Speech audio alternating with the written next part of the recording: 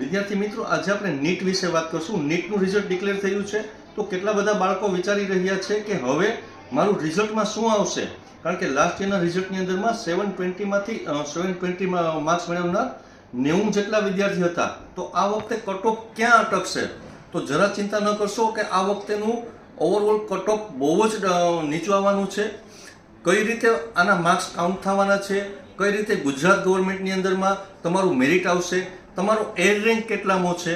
તો હવે આવનારા વિડીયોની અંદરમાં નીટ ઉપર કેટલા માર્ક્સ છે, પહેલા અત્યારે ટેન્ટેટિવ કહી દઉં કે 526 માર્ક્સથી લઈને 532 સુધીમાં MBBS ની વાત કરું છું. એની અંદરમાં ઓપન કેટેગરીના બાળકોને આમાં એડમિશન મળી શકે એવી અત્યારના સંભાવના લાગી રહી છે. અને સેમી ગવર્મેન્ટ જે હશે એની અંદરમાં 486 થી લઈને 490 સુધીના બાળકોને MBBSના ઓપન કેટેગરીના બાળકોને એડમિશન મળી શકે છે.